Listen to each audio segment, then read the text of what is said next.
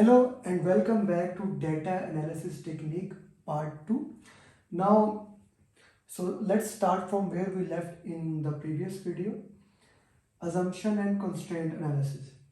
Assumption is anything that we consider true without any, you can say, a proof, and constraint is anything that is limiting.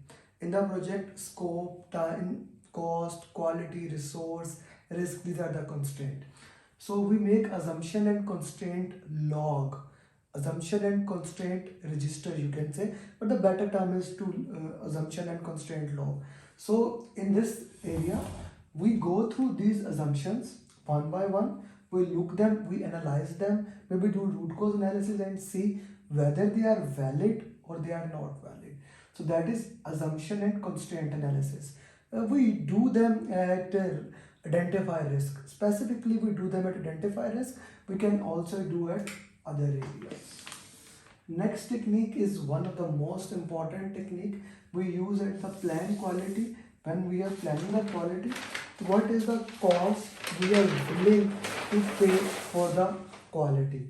What is the cost we are willing to pay for the quality? Now that cost must be included in the quality management plan. There are two types of cost of conformance, okay, conforming the product, money spent to avoid failures. It is money spent to avoid failures. Then cost of non-conformance, money spent due to failures. Now that can be rework, that can be defects or liability, warranty cost, things like that. It contains trainings, internal testings, things like that. A very important topic. Cost of quality.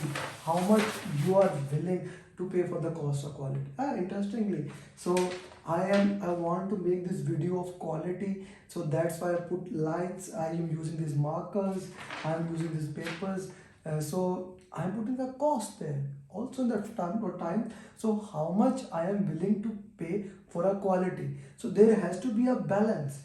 Okay, there has to be a balance how much I am willing to pay. Okay, that is cost of quality. It varies from project to project and things like that. For example, if I have to explain a topic or only one technique, I would have used one paper explain the entire techniques, but my goal is to give you all the techniques, so I'm going one by one. I put it all there and explaining you in that way. Document analysis, it is repetitive. We already discussed here. Document analysis is going through all the documents and reviewing them, what is in there. It is used everywhere, even in identify risk and stakeholder register. Earned value analysis. Now you will get a question regarding earned value analysis in the exam, specifically SPI and CPI. Now if you remember earned value analysis chart was more of like this thing. So you have planned value, and so this is the planned value, this is actual cost, this is earned value. So you need to calculate schedule performance index, that is earned value divided by planned value, or CPI, cost performance index, earned value by actual cost. The performance of schedule can be also variance, earned value minus planned value, or performance of cost. Okay, earned value minus actual cost. Understand this thing for exam. Greater than 1, even in the variance, positive variance of greater than 1 is a good thing. Equal to 1 or 0 variance is okay. Less than 1 is the bad thing. This is the fundamental thing you must know about the schedule variance, schedule performance index, cost performance index. You will get a question in the exam in a one way or another way. So if you understand this thing, greater than 1, less than 1, you are good to go. Okay, and if you have to calculate estimated completion, this formula, budgeted completion divided by CPI, is more than enough you need for the exam. You will not get any other question regarding PCPI and other things. Okay, so earned value analysis is done. The next is iteration burn down chart. Now this is more used in, actually only used in ADA. Burn down chart is basically a data analysis technique. It can be burn up.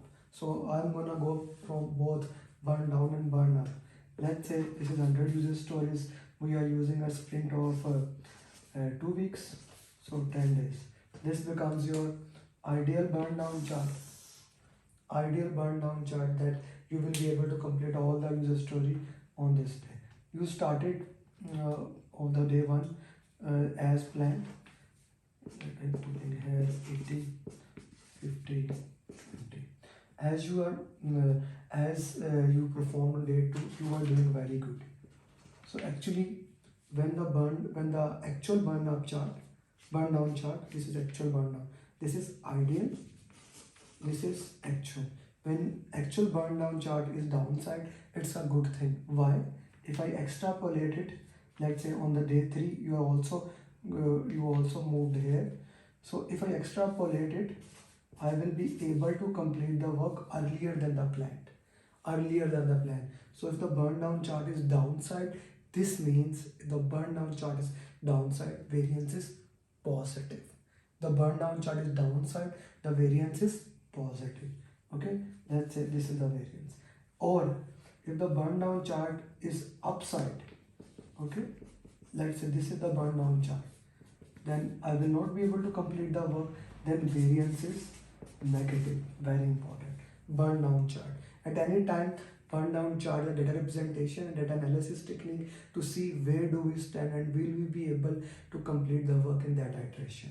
Similarly, we have burn up chart. Burn up chart is basically a reverse of burn down chart. It shows like how much work we have done. This shows how much work is remaining. Okay, this shows how much work is done. This is burn up chart. As we move up, if we are at the downside, this means we will not be able to complete the work. If I extrapolate it, we need more time, okay, to complete the work. If the graph is on upside, this means we will be able to complete it earlier. Reverse of that, exactly reverse of that. An additional feature that a burn up chart has over burn down chart, like the scope is 100 story point, and at any point the scope is added and it becomes 120 story points. So that can be showed in the burn up chart, it cannot be showed in the burn down chart. Okay, so you can also use burn down chart to represent risk, how much risk is left, and if the risk is going down, you can easily know that you are managing risk properly. Okay, then we have performance reviews. So that we do in the control team, in the managed team, we review the performance of the team. In control procurement, we review the performance of the suppliers, we review those reports. Then proposal evaluation. This happens in conduct procurement. Once they have submitted the proposal, we evaluate them. We evaluate on our cost benefit analysis, this one. On the quality analysis, or we check the quality is okay or not. All these criteria are used to evaluate the proposal and we consider it whether we are going with them or not. The next after that becomes reserve analysis. How much reserves are left? Again, this is used in monitor risk. The reserve analysis is basically calculating how much reserves are required.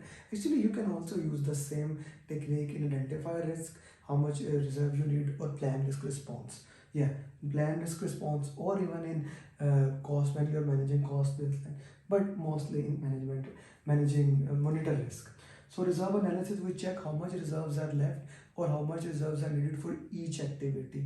We have two reserves: contingency reserves for known unknown, the risk we have identified. Known unknown means the risk we have identified, and we put the contingency reserves in the activities. Then we have management reserves for unknown risk, and the management put it, if we want to use it, we need to go through change control board and get it in the system.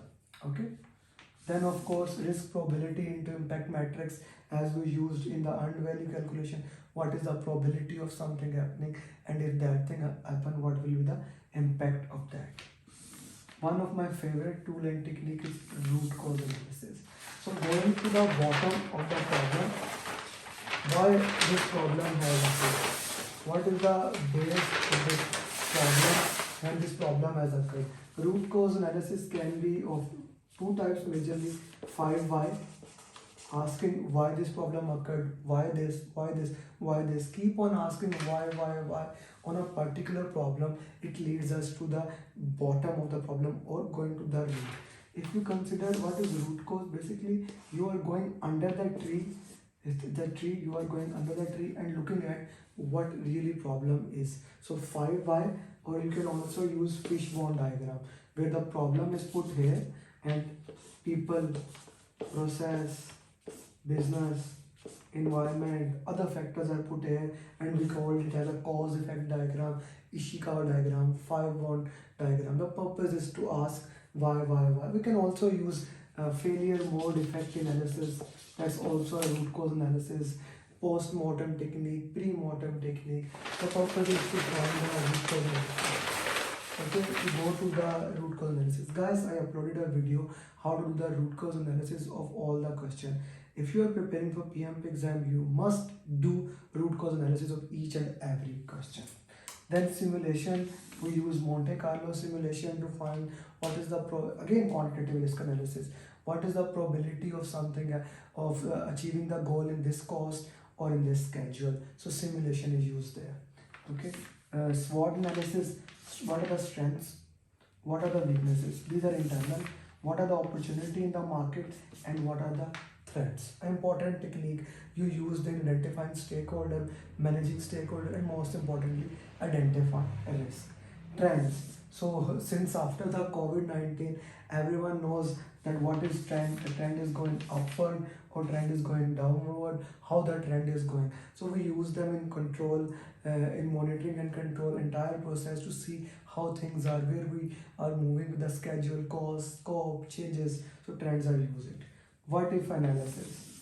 If you're a fan of comics, Marvel just released their what if series. So what if is basically again identifying risk technique in which we identify what if this happens, what if this happens. So we keep on doing them to identify the risk. So these are some of the quantitative risk, these are some of the data analysis technique that I have explained in video 1 and in video 2. And if you have watched both of these videos, I am sure you do not need to read anything else. Just review these videos, maybe take notes. Your understanding about these data analysis will be more than required for your PMP exam. And if you have any question, please put in the comment. Your comments are oxygen to me. I would love to answer your whatever the questions you have.